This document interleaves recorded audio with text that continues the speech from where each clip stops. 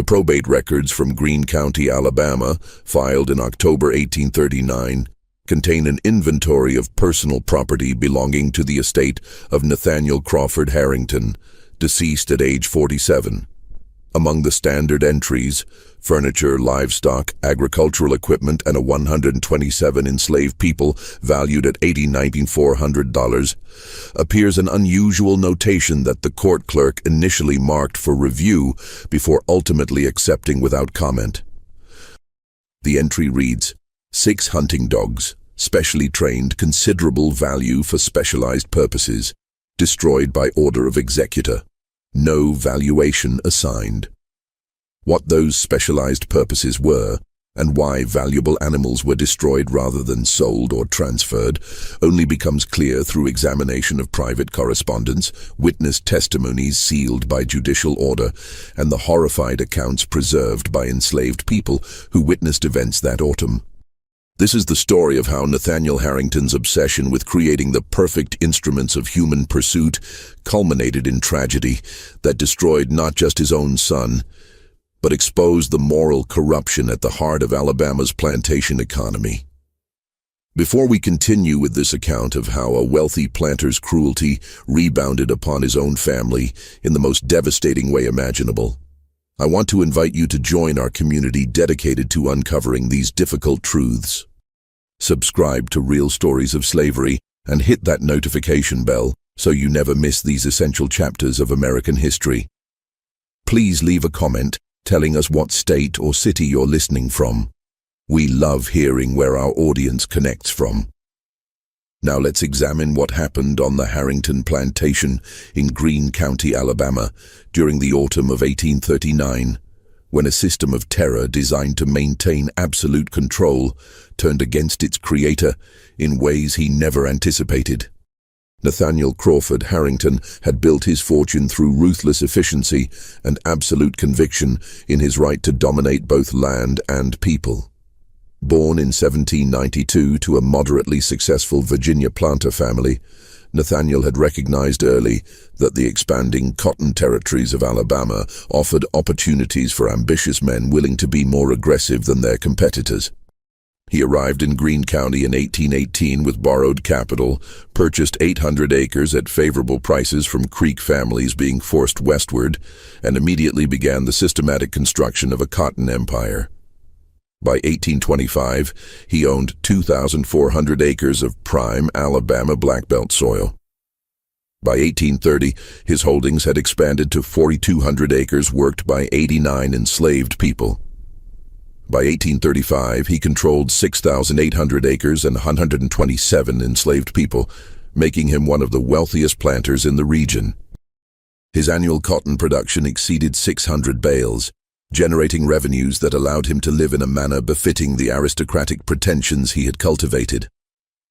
His plantation house, completed in 1833, was a Greek Revival mansion with 16 rooms, imported furniture, and a wine cellar stocked with European vintages. He employed an overseer, 3 assistant overseers, and maintained the largest kennel of hunting dogs in the county. Nathaniel had married in 1820 to Catherine Morrison, daughter of a Charleston merchant family. The marriage produced 4 children: William, born 1821, Nathaniel Jr., born 1823, Elizabeth, born 1826, and Thomas, born 1828. Catherine died in 1834 from complications following a miscarriage, leaving Nathaniel to raise his children with help from his sister Margaret, who moved to the plantation to manage the household after Catherine's death. By all external measures, Nathaniel Harrington was a successful man, wealthy, respected by his peers, influential in county affairs, and secure in his social position. But beneath this prosperous surface existed a character defined by cruelty, paranoia, and an obsessive need for absolute control that would ultimately consume him and destroy his family. The dogs that would eventually tear apart Nathaniel's world were initially acquired for conventional hunting purposes. In 1828, Nathaniel purchased 3 bloodhounds from a breeder in South Carolina, paying premium prices for animals with documented lineage and proven tracking abilities. These dogs, named Caesar, Brutus, and Nero, were intended for hunting deer, bear, and other game on the extensive woodlands that bordered Nathaniel's cultivated fields. But sometime around 1831, Nathaniel began experimenting with a different application of the dog's tracking capabilities. The exact trigger for this shift isn't documented with certainty, but circumstantial evidence suggests it followed an incident in which two enslaved people successfully escaped from the Harrington plantation and remained at large for 3 weeks before being captured in Mississippi. The escape was financially costly. Both workers were valued at approximately $1,200 each, and the 3 weeks of their absence represented lost labor during critical planting season. More significantly, the successful escape undermined Nathaniel's authority and threatened his reputation among other planters. In the social hierarchy of Alabama's Black Belt, a planter's ability to maintain control over his enslaved workforce was a measure of his competence and masculinity. Escapes were embarrassing acknowledgments of inadequate mastery. Nathaniel responded to this humiliation by deciding that his hunting dogs could serve dual purposes. If bloodhounds could track deer and bear through miles of forest, they could certainly track humans. He began training Caesar, Brutus, and Nero specifically for this purpose, using methods that were both systematic and deliberately cruel. The training process, as later described by the plantation's overseer Samuel Hawkins in sealed testimony, involved creating associations between specific scents and rewards. Nathaniel would obtain clothing items worn by enslaved people and use these to create scent trails for the dogs to follow. Initially, the trails led to rewards, meat scraps, bones, positive reinforcement. But gradually, Nathaniel introduced a different element. He began ending the trails with live targets, enslaved people who were ordered to stand still while the dogs approached, learning to associate human scent with prey. This training escalated over months. By 1832, the dogs were being rewarded not just for tracking, but for aggressive confrontation. Nathaniel would have an enslaved person run a specific distance, then release the dogs to pursue. When the dogs caught their target, they were encouraged to bite, to hold, to demonstrate the aggressive behaviors that would make them effective instruments of terror. The enslaved people forced to participate in this training suffered both physical injuries from the dogs' attacks and the psychological trauma of being reduced to training equipment. By 1833, Caesar, Brutus, and Nero had been transformed from hunting animals into weapons specifically designed for human pursuit. But Nathaniel wasn't satisfied.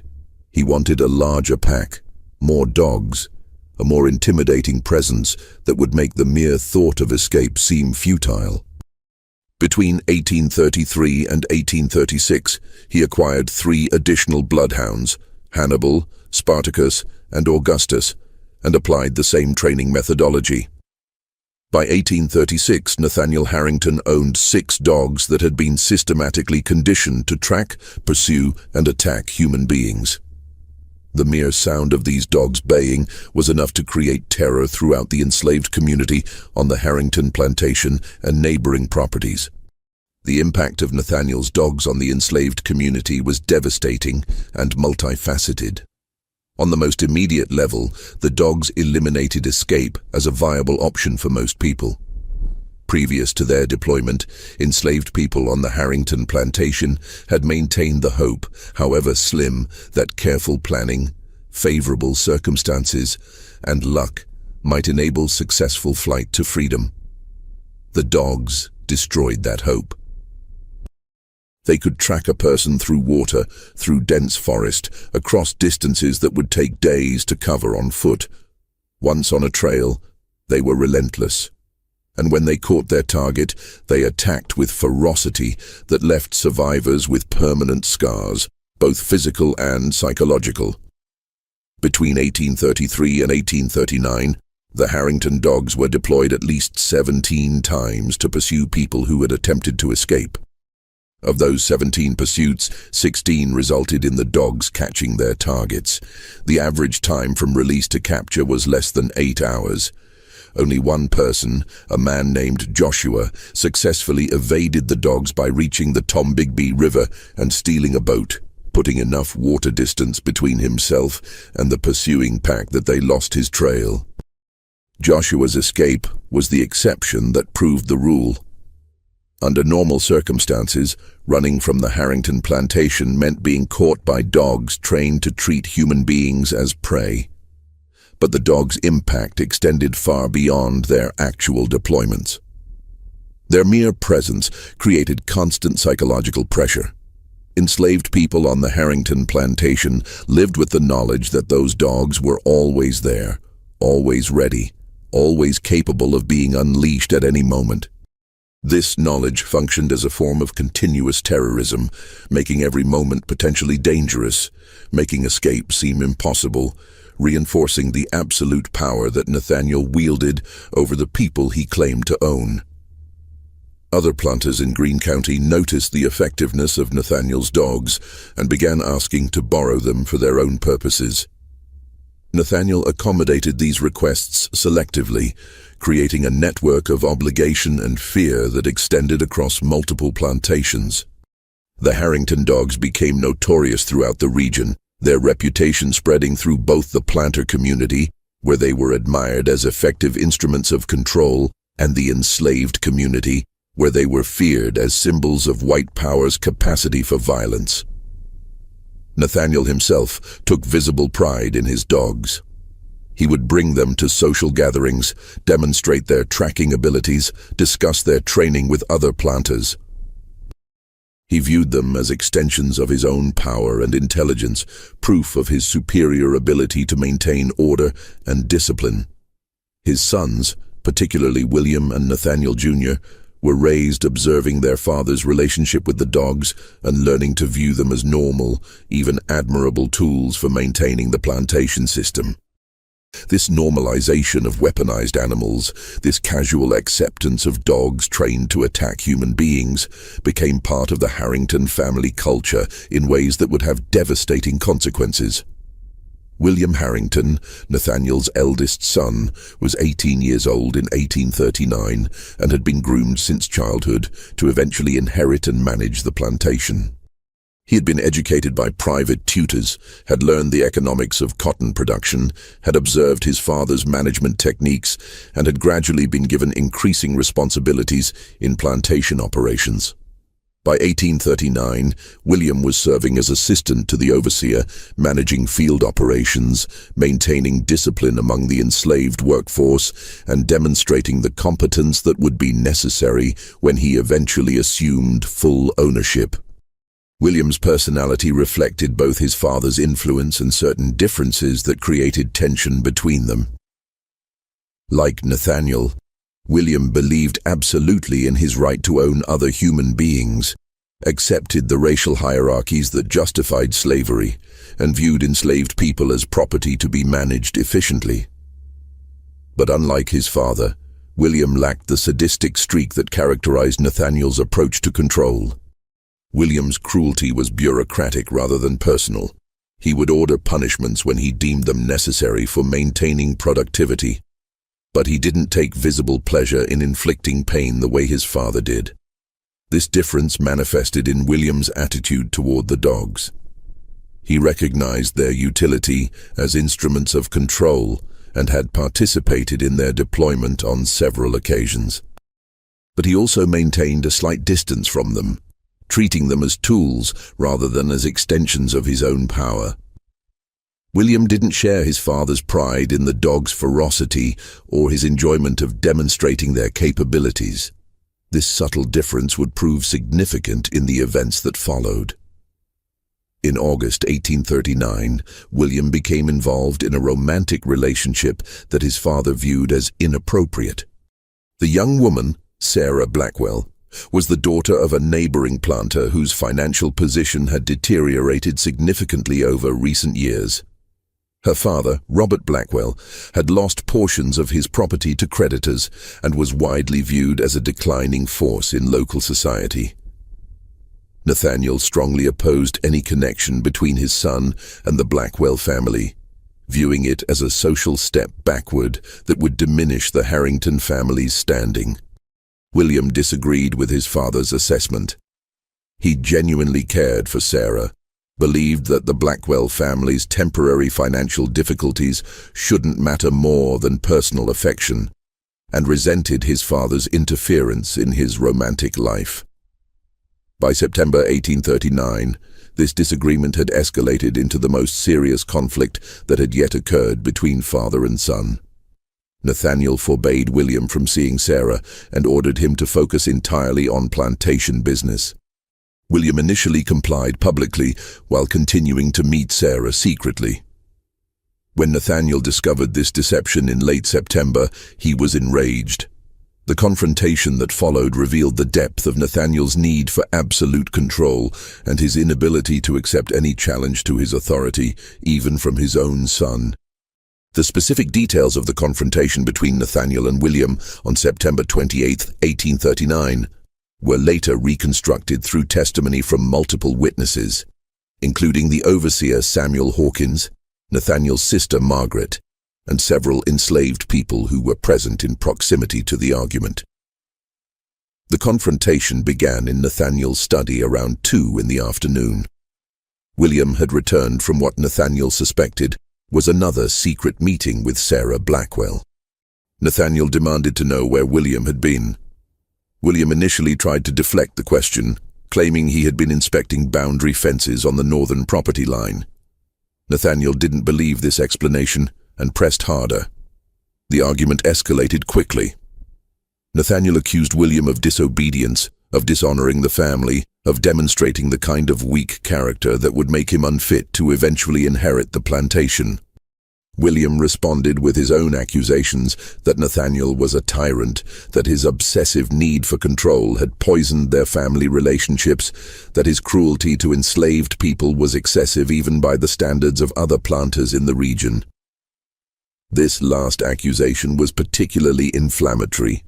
William was essentially suggesting that his father's behavior went beyond the normal brutality of slavery into something more pathological.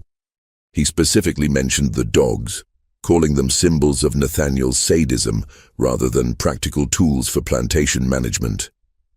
For Nathaniel, this criticism cut to the core of his self-image. He viewed his dogs not as evidence of cruelty, but as proof of his superior ability to maintain order. Having his son challenge this understanding was intolerable. The argument became physical. According to witness accounts, Nathaniel struck William across the face. William, 18 years old and physically strong from years of plantation work, instinctively pushed his father back. Nathaniel stumbled, caught himself, and for a moment, the two men stood facing each other in a tableau that captured the generational conflict and the violence that saturated plantation culture. Then Nathaniel ordered William out of his sight, telling him to leave the plantation house and not return until he was prepared to apologize and submit completely to his father's authority. William left, furious and humiliated, heading toward the overseer's cabin where he sometimes stayed when working late on plantation business. This was approximately 3:30 in the afternoon on September 28, 1839. What happened next would transform a family argument into a tragedy that exposed the moral bankruptcy of the entire system Nathaniel had built. Nathaniel spent the hours after the confrontation in his study, drinking whiskey and brooding over his son's disobedience. By all accounts, he became increasingly angry rather than calmer, working himself into a state of rage that combined genuine hurt over William's rebellion with fury at being challenged. Nathaniel's sister Margaret attempted to speak with him around 5 in the evening, suggesting that perhaps he was being too harsh, that William was 18 and naturally wanted some independence in choosing a romantic partner. Nathaniel rejected this advice completely, viewing it as further evidence that people around him didn't understand the necessity of absolute authority. By 6 in the evening, Nathaniel had made a decision that would define the remainder of his life and destroy his family. He would teach William a lesson about obedience, about the consequences of defying authority, about the nature of power on the Harrington plantation. He would use the same methods he had always used when someone under his control stepped out of line. He would deploy the dogs. The overseer, Samuel Hawkins, later testified that around 6:30 that evening, Nathaniel summoned him to the kennels and gave specific instructions. He told Hawkins that William had left the plantation house earlier without permission and that Nathaniel wanted him found and brought back immediately. Hawkins was to take the dogs, all 6 of them, and use them to track William's trail from the house to wherever he had gone. When the dogs found William, Hawkins was to allow them to bring him down and hold him until Hawkins could secure him with ropes. Hawkins would then bring William back to the plantation house in restraints, where Nathaniel would administer appropriate punishment for disobedience. Hawkins later claimed he had felt uneasy about these instructions. He knew William hadn't actually fled the plantation, but had simply gone to the overseer's cabin. He knew that William was the plantation owner's son, not an escaping enslaved person. He suspected that Nathaniel's judgment was impaired by alcohol and anger. But Hawkins also knew that his own position depended entirely on following Nathaniel's orders without question.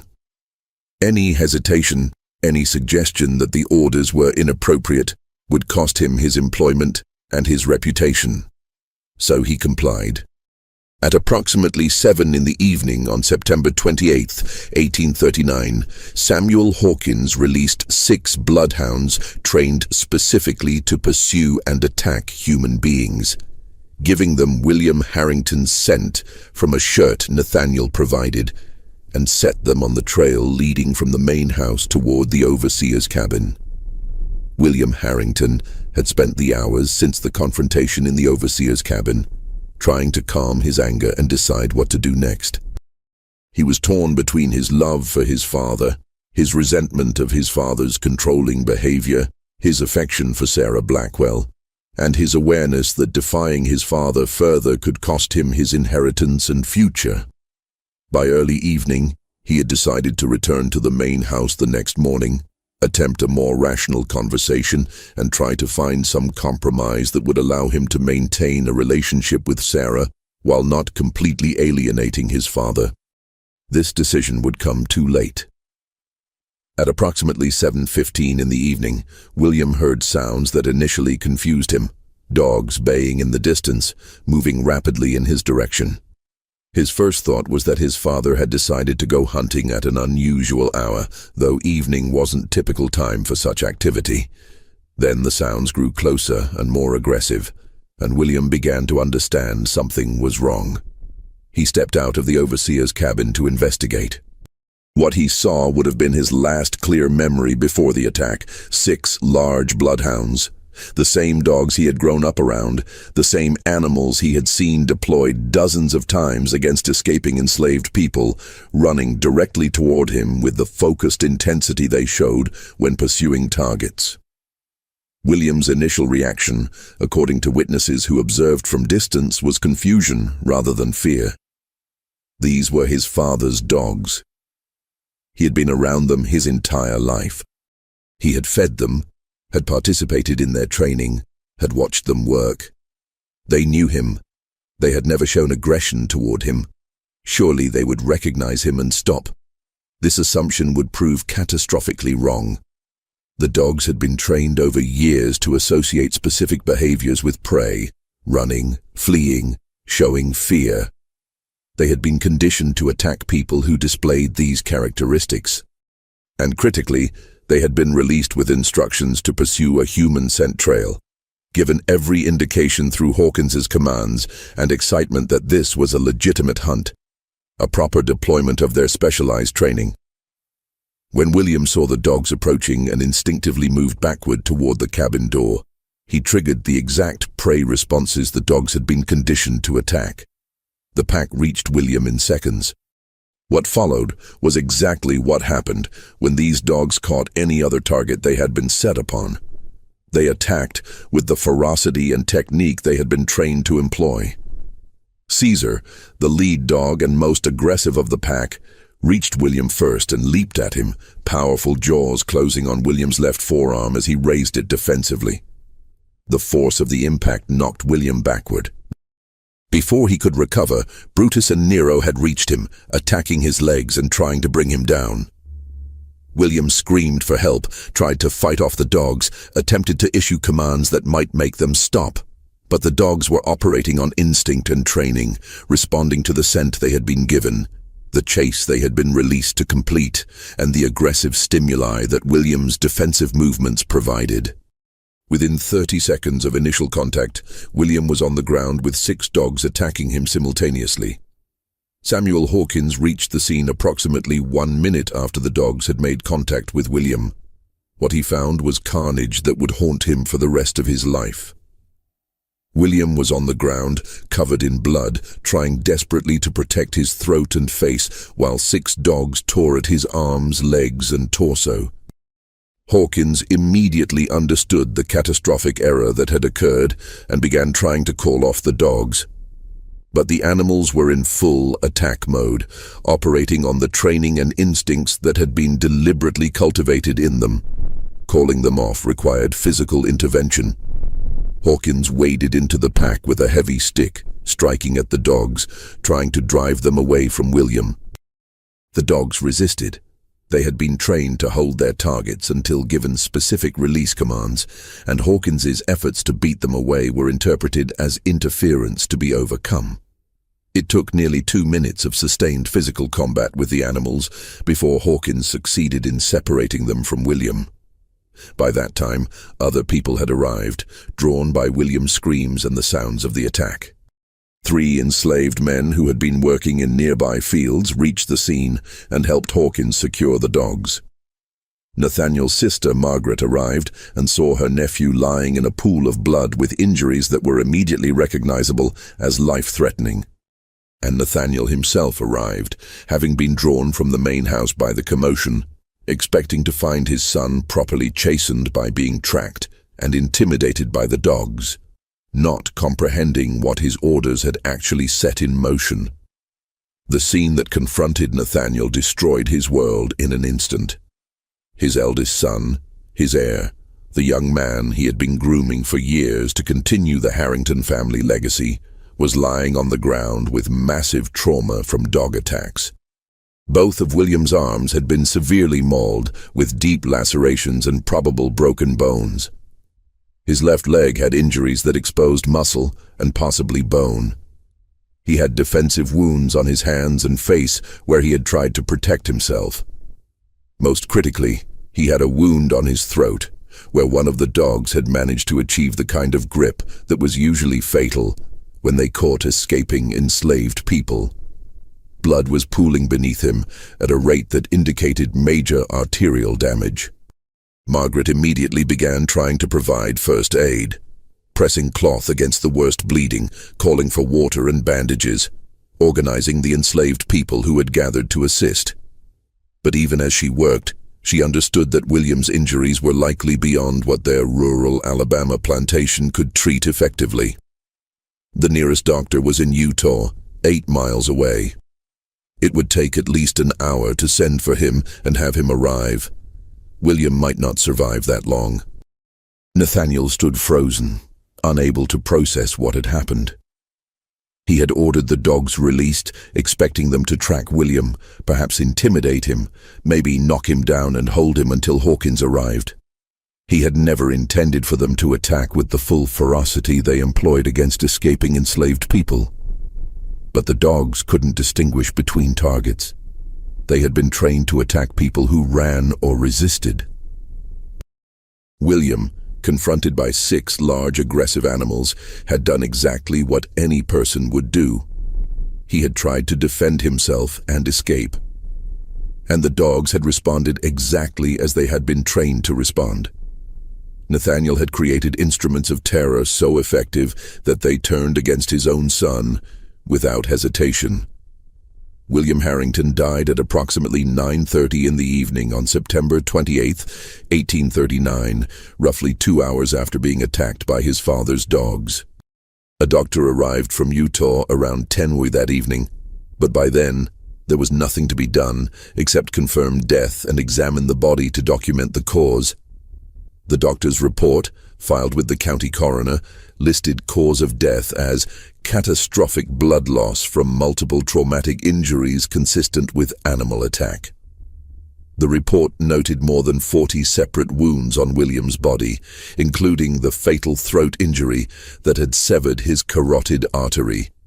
The doctor also noted in his private correspondence, later obtained by researchers, that he had never seen injuries of this severity on a white person before, though he had treated several enslaved people who had survived dog attacks with similar but less extensive trauma.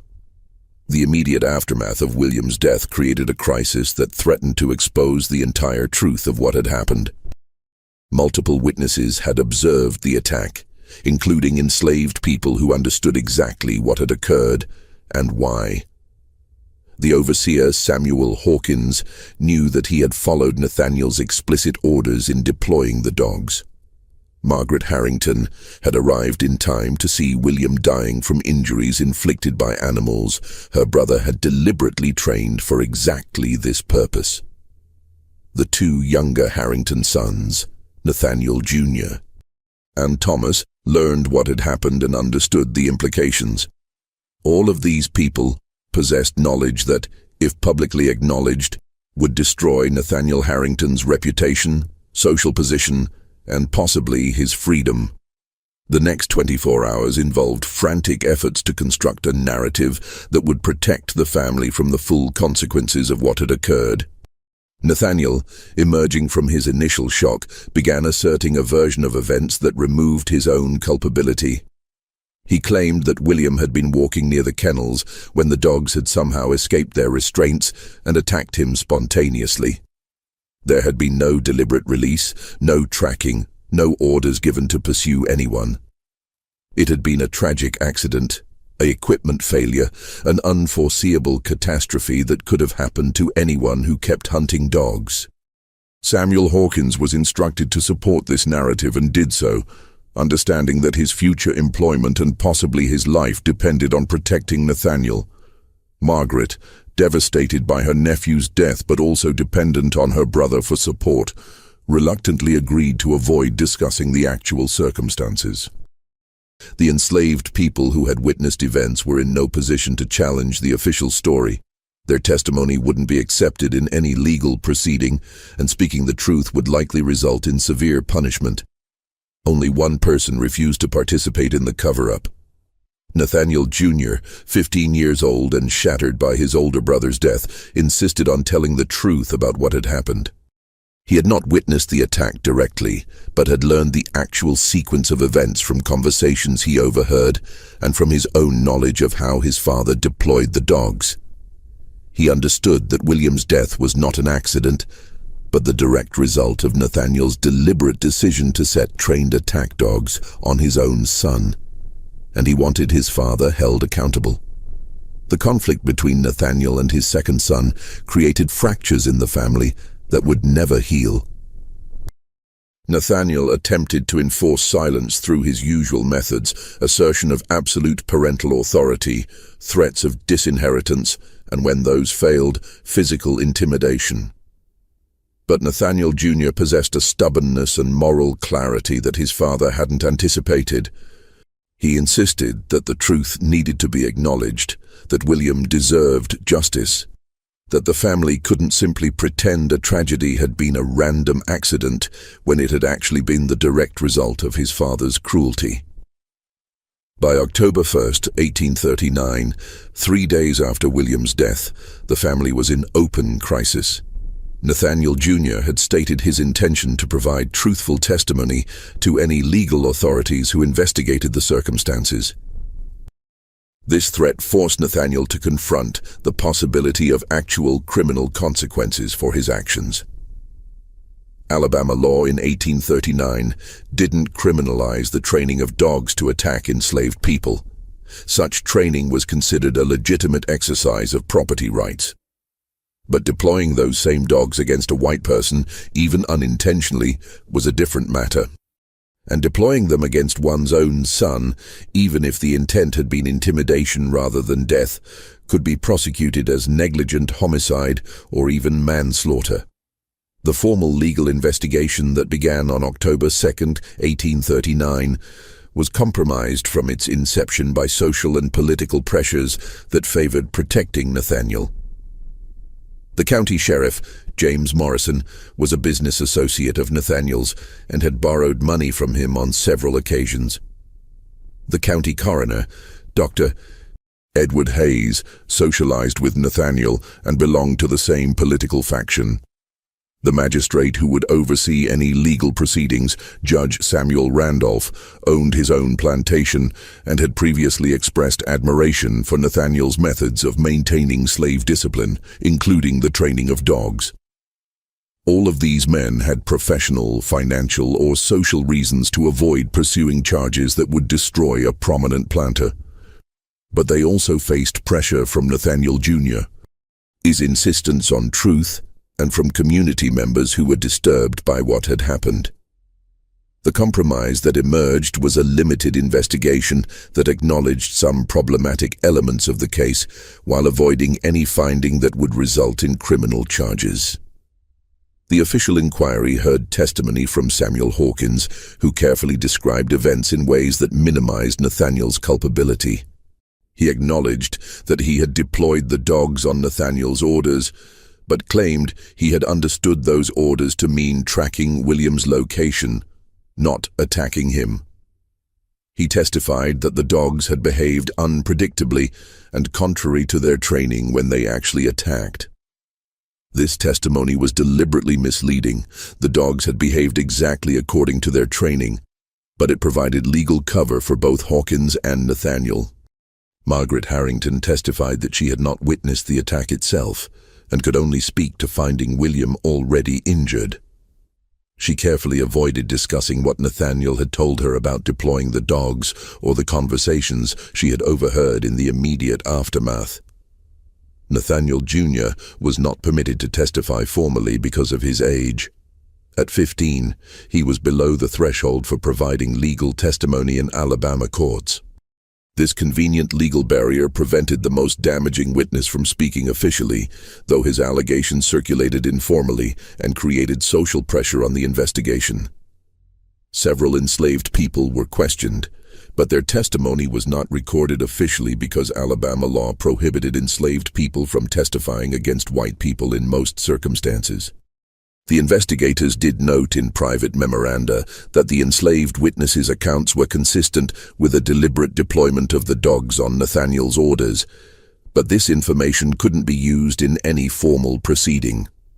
The investigation concluded on October 15, 1839, with findings that acknowledged irregularities but stopped short of criminal charges. The official report stated that William Harrington had died from injuries sustained when hunting dogs attacked him under circumstances that suggested inadequate restraint and supervision of dangerous animals. The report noted that Nathaniel Harrington bore responsibility for maintaining proper control of his dogs and had failed in this duty. As consequence, the report recommended civil penalties: a fine of $500 for maintaining dangerous animals without adequate security, and an order requiring the immediate destruction of all dogs involved in the attack. But there would be no criminal prosecution, no manslaughter charges, no acknowledgement that Nathaniel had deliberately set attack dogs on his own son. The destruction of the 6 bloodhounds occurred on October 18, 1839, under supervision of the county sheriff. Nathaniel was required to be present, witnessing the elimination of animals he had spent years training and had taken pride in as symbols of his power. Each dog was shot individually, their bodies burned, their presence erased from the Harrington plantation. For Nathaniel, this destruction represented not just the loss of valuable property, but the dismantling of a central element of his identity. The dogs had been extensions of his authority, proof of his superior ability to maintain control. Their elimination was a form of symbolic castration that Nathaniel experienced as personal defeat. But the psychological damage to Nathaniel paled compared to the broader family disintegration that followed William's death. Nathaniel Jr. never forgave his father and never accepted the official narrative that minimized Nathaniel's responsibility. The relationship between father and second son was permanently destroyed. Elizabeth Harrington, 13 years old at the time of her brother's death, withdrew emotionally from both parents, becoming quiet and depressed. Thomas, the youngest son at 11, was simply confused and traumatized by watching his family destroy itself. Margaret Harrington, caught between loyalty to her brother and horror at what he had done, suffered a nervous breakdown in November 1839 and had to be sent to relatives in Virginia for extended recovery. The plantation itself began to deteriorate as Nathaniel lost the focus and energy that had previously driven his business success. Cotton production declined in 1840 and 1841. Nathaniel began drinking heavily, spending days in his study rather than managing operations. The enslaved people on the plantation, already traumatized by years of living under constant threat from the dogs, now worked under an owner who was both grief-stricken and alcoholic, making him even more unpredictable and dangerous than before. Several attempted escapes occurred in late 1839 and throughout 1840, emboldened by the absence of the dogs that had previously made flight seem impossible. Without the dogs to pursue escapees, Nathaniel had to rely on conventional methods, rewards for capture, patrols, collaboration with neighboring planters. These methods were less effective, and several people successfully reached freedom in the North. Each successful escape represented not just financial loss, but further evidence of Nathaniel's declining control and diminishing authority. By early 1841, Nathaniel Harrington was a broken man presiding over a disintegrating enterprise. His eldest son was dead. His second son refused to speak to him. His daughter and youngest son were emotionally damaged. His sister had abandoned the plantation. His formerly efficient business operations were deteriorating. His reputation in the community, while technically intact due to the whitewashed investigation, was quietly damaged by everyone who knew what had actually happened. The tragedy that had been set in motion by his decision to deploy attack dogs against his own son had consumed everything he had built. The final crisis came in April 1841 when Nathaniel Jr., now 17, made arrangements to leave the plantation permanently. He had been corresponding secretly with relatives in Virginia and had secured their agreement to take him in and provide support while he pursued education. His departure represented the last severing of family connections and the end of Nathaniel's dream of building a generational plantation empire. The Harrington sons who should have continued the family legacy were dead or estranged. The plantation that should have been passed down intact would have to be sold or divided.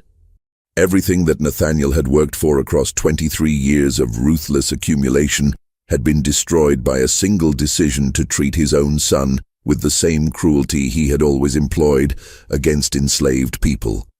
Nathaniel Crawford Harrington died on September 15, 1841, almost exactly 2 years after his son William's death. The official cause was listed as liver failure complicated by chronic alcoholism, though some who knew him believed he had essentially drunk himself to death from grief and guilt. He was 47 years old, the same age his father had been when he died. The probate of Nathaniel's estate revealed the extent of his business decline over the final 2 years of his life. The plantation that had been valued at approximately $110,000 in 1839 was worth less than $75,000 by 1841. Debts had accumulated to nearly $28,000, largely from operational losses and Nathaniel's failure to manage the property effectively. The 127 enslaved people who had been part of the estate in 1839 numbered only 114 by 1841, with the difference representing both successful escapes and sales to cover operating expenses. The Greek revival mansion that had symbolized Nathaniel's success was showing signs of neglect and deferred maintenance. The remaining family, Nathaniel Jr., Elizabeth and Thomas, inherited portions of an estate that was substantially diminished from its peak value. Nathaniel Jr. received his portion and used it to permanently relocate to Virginia, never returning to Alabama. Elizabeth married in 1844 to a merchant from Mobile, leaving the plantation and its traumatic associations behind. Thomas, as the youngest heir and the only son who maintained any connection to the property, eventually sold the plantation in 1848 rather than attempting to operate it himself. The scattered proceeds of this sale were divided among the siblings, none of whom ever lived on the property again. The enslaved people who had survived years under Nathaniel's brutal control were sold at estate liquidation to various buyers, their families separated, their lives disrupted once again by the economic calculations of a system that treated them as disposable property. For them, Nathaniel's death represented not freedom, but merely a change in oppressors, a shift from one master to another with no guarantee that the new situations would be better than what they had endured. The physical remains of the Harrington plantation deteriorated across the following decades. The mansion burned in 1867, whether from accident or arson was never determined. The fields were eventually absorbed into other properties or abandoned. By 1900, almost nothing remained to mark where one of Greene County's wealthiest planters had built his empire and destroyed his family. But the story survived through multiple channels, preserved in different forms by different communities with different stakes in remembering what had happened. The white community's memory of the Harrington tragedy was characterized by discomfort, euphemism, and eventual suppression. Among the planter class in Greene County, Nathaniel's story was initially discussed in private conversations as a cautionary tale about the dangers of excessive reliance on aggressive slave control methods. Some planters saw William's death as evidence that training dogs specifically to attack humans was imprudent, regardless of how effective such training might be for preventing escapes. Others viewed the tragedy as simply bad luck, a well-intentioned disciplinary action that had unfortunate consequences due to circumstances no one could have predicted. Very few were willing to acknowledge the deeper truth, that the system of slavery itself, with its requirement of constant terror and violence to maintain control, inevitably created situations where that terror and violence rebounded against the enslavers themselves. This discomfort with confronting systematic brutality led to gradual erasure of the story from public discourse. By the 1850s, respectable society in Greene County had largely stopped discussing the Harrington tragedy. When Nathaniel's name came up, it was usually in connection with his former economic success rather than his moral failures. The specific circumstances of William's death were obscured behind vague references to a hunting accident or animal attack, with no mention of the deliberate training that had made the attack possible or Nathaniel's role in deploying the dogs against his own son.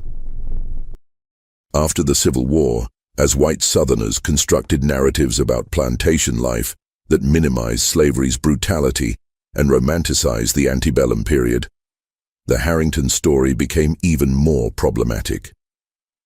It contradicted claims that slaveholders were benevolent paternalists who cared for enslaved people like family members. It exposed the violence and cruelty that were essential to maintaining the system. It revealed that slaveholders' obsession with absolute control could be pathological and self-destructive. For these reasons, the story was actively suppressed in official histories and public commemorations of Alabama's plantation era. The descendants of the Harrington family participated in this suppression, preferring to forget their ancestors' actions rather than grapple with their implications. By the early 20th century, most white residents of Greene County had no knowledge of what had happened on the Harrington plantation in 1839, and those who did have family memories of the events avoided discussing them publicly. In contrast to white silence and suppression, the African American community's preservation of the Harrington story was active, detailed, and purposeful. The enslaved people who had lived under Nathaniel's terror, who had witnessed William's attack, and who had survived the brutality of a system that trained dogs to hunt human beings, passed the story down through generations as both historical record and moral lesson. In the oral traditions maintained by descendants of enslaved people from the Harrington plantation and surrounding properties, the story of William's death served multiple purposes. It documented the reality of slavery's violence in ways that contradicted romanticized lost cause narratives. It demonstrated that the system's brutality was not incidental, but essential, not exceptional, but normalized. And significantly, it showed that the violence slaveholders directed at enslaved people could turn against themselves, that the instruments of terror they created were not fully controllable, that the moral corruption at slavery's heart ultimately poisoned everyone it touched.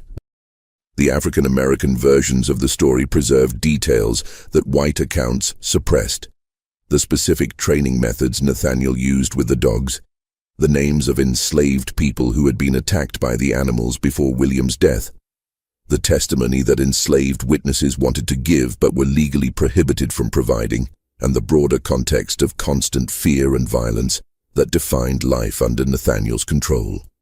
These preserved narratives also included information about the enslaved people who successfully escaped from the Harrington plantation after the dogs were destroyed, carrying forward the names and, in some cases, the ultimate destinations of people who achieved freedom that had previously seemed impossible. In community gatherings, churches, and family storytelling sessions, the Harrington tragedy was recounted as a reminder that resistance was possible, that oppressive systems contained their own contradictions, and that the violence white people inflicted on black communities could sometimes rebound against its perpetrators in ways that revealed the system's fundamental instability. The story was also preserved in written form by several formerly enslaved people who gained literacy after the Civil War and documented their experiences or the experiences of people they had known. At least 3 published slave narratives from Alabama make reference to Nathaniel Harrington's dogs, though usually without naming him directly, describing the terror these animals created and the relief people felt when they were finally destroyed. One narrative, published in 1889 by a man who identified himself only as formerly enslaved in Greene County, Alabama, includes a detailed account of William's death and explicitly states that it resulted from Nathaniel deliberately setting attack dogs on his son after a family argument.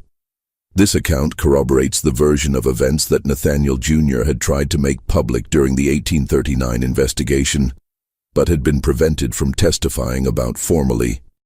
The long-term impact of the Harrington tragedy on Alabama's plantation system was complex and contradictory. On one level, William's death did lead some planters to reconsider the specific practice of training dogs specifically for attacking human beings. Several plantation owners in Greene County and surrounding areas who had been impressed by Nathaniel's dogs decided not to replicate his methods after seeing where they ultimately led. This represented a small mitigation of one particularly brutal technique within the broader system of slavery's violence. But on another level, the whitewashed investigation and the lack of serious legal consequences for Nathaniel reinforced the fundamental impunity that white slaveholders enjoyed. The message sent by the investigation's outcome was clear. Even when a planter's cruelty literally killed his own son, the legal system would find ways to avoid holding him accountable in any meaningful sense.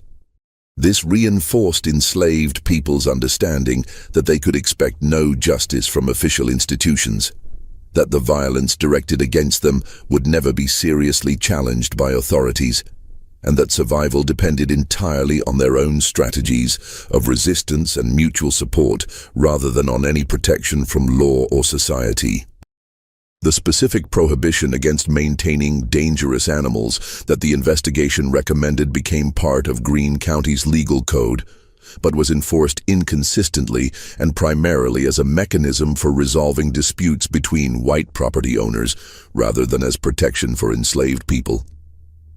Planters continued to use dogs for tracking and intimidation, though perhaps with slightly more discretion about training methods and deployment. The essential terroristic function of such animals in maintaining slavery remained intact, just with marginally increased attention to avoiding accidents that might harm white people. In the broader sweep of Alabama's history, the Harrington tragedy was a minor incident that barely registered in official records and public consciousness. It didn't change the fundamental dynamics of slavery in the state, didn't lead to reforms or increased protections for enslaved people, and didn't alter the trajectory toward the Civil War that would eventually destroy the entire system. It was simply one among thousands of incidents of brutality, violence, and moral corruption that characterized slavery throughout its existence. But for the individuals directly affected, William, who died, Nathaniel Jr., Elizabeth and Thomas, who survived with permanent trauma, the enslaved people who had lived under Nathaniel's terror, and the communities who remembered the story, the tragedy had profound and lasting significance. The physical evidence of what happened on the Harrington plantation in September 1839 has long since disappeared. The plantation house is gone, burned to ashes. The kennels where Nathaniel kept his dogs have crumbled into dust. The field where William was attacked has been plowed and replanted hundreds of times, erasing any trace of the blood that soaked into Alabama soil that evening. Even the graves are questionable. William was buried in what was supposed to be a family cemetery on the plantation grounds, but the exact location has been lost, and modern development has covered any remaining markers. But the story persists, because it matters. It matters as documentation of how slavery brutalized everyone it touched, not just the enslaved, but also the enslavers who allowed the system's logic of domination and violence to corrupt their humanity so thoroughly that they would treat their own children with the same cruelty they directed at human beings they claimed as property.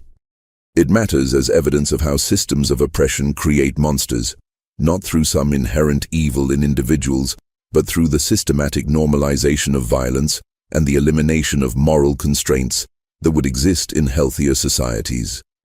Nathaniel Harrington was not an aberration or an exception.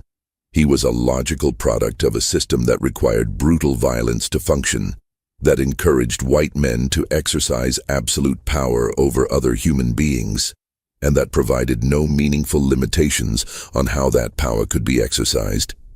It matters as a reminder that the violence slavery required could not be perfectly controlled or directed only at its intended targets.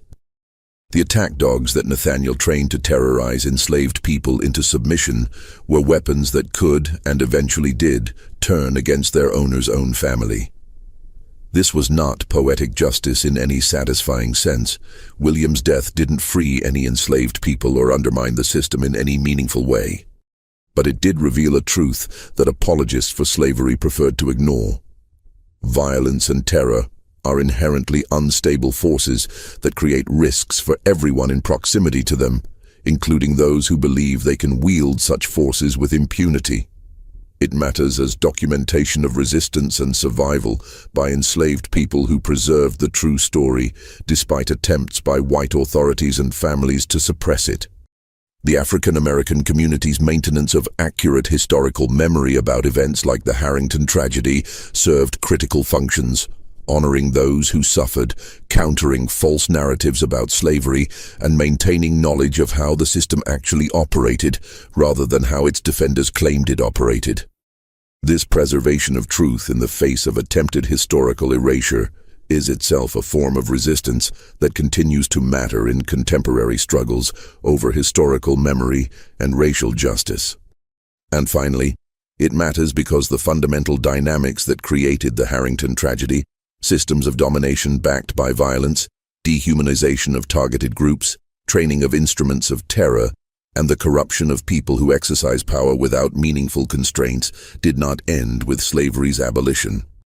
Understanding how these dynamics operated in the past provides insight into how they continue to operate in present circumstances, in different forms, but with similar underlying patterns. The story of a wealthy planter who trained dogs to hunt human beings and saw those dogs turn on his own son is not just historical curiosity, but a warning about what happens when societies organize themselves around oppression and violence. The question that haunts the Harrington tragedy is whether Nathaniel understood, in his final 2 years of decline and alcoholism, what he had actually done and what it meant. Did he grasp that William's death was not a random accident, but the direct consequence of his own choices and values? Did he recognize that the same capacity for cruelty that had made him successful as a planter had ultimately destroyed his family? Did he see any connection between his treatment of enslaved people and the tragedy that befell his own son? The evidence is ambiguous. Nathaniel never made any public statement acknowledging responsibility beyond what the limited investigation forced him to accept. He never apologized to Nathaniel Jr. or attempted reconciliation with his surviving children. He never freed any enslaved people or renounced the system that had given him wealth and power. His descent into alcoholism suggests guilt and despair, but whether this represented genuine moral reckoning or simply grief over the loss of his son and his dreams of generational legacy is impossible to determine from the historical record. What is clear is that Nathaniel never faced justice in any meaningful sense. He paid a fine. He was forced to destroy his dogs. He suffered social embarrassment and loss of reputation among people who knew what had actually happened. But he was never criminally prosecuted, never imprisoned, never held publicly accountable in ways that would have acknowledged the full scope of his actions. The enslaved people who had suffered under his brutality for years received no compensation, no apology, no recognition. The family members who had been traumatized by William's death and its aftermath received no support or counseling beyond what they could provide each other. The system that had enabled and encouraged Nathaniel's cruelty continued functioning without meaningful reform. In this sense, the Harrington tragedy was emblematic of how slavery operated more broadly. Endemic violence and brutality occasionally produced dramatic incidents that troubled even defenders of the system. But these incidents almost never led to accountability or systematic change. They were absorbed, explained away, suppressed, and ultimately forgotten by the white community while being remembered and passed down as warnings and documentation by the black community that experienced slavery's violence most directly. The legacy of Nathaniel Crawford Harrington is ultimately the legacy of slavery itself. A story of how the pursuit of wealth and power through oppression and violence corrupted human relationships, destroyed families, created instruments of terror that turned against their creators, and left wounds that persisted for generations. His story deserves to be remembered not because he was exceptional, but because he was typical. Not because his tragedy was unique, but because it revealed patterns that characterized the entire system, not to excuse or forgive, but to document and understand how such horrors become normalized and how they ultimately consume everyone involved. The 6 bloodhounds that died on October 18, 1839, were not the real monsters of this story. They were animals trained by a human being to perform tasks that served a brutal system. The real monsters were the people who created and maintained that system, who defended it as natural and proper, who profited from it while inflicting immeasurable suffering, and who occasionally paid a fraction of the price their victims paid constantly. Nathaniel Harrington trained his dogs to hunt human beings, and one day those dogs attacked his own son. This is historical fact.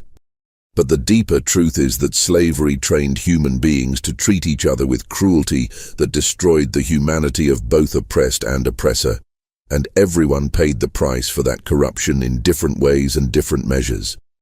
That truth matters as much now as it did in 1839, and that is why stories like the Harrington tragedy must be preserved, remembered, and examined for the lessons they contain about power, violence, justice, and the long shadows that history casts across generations.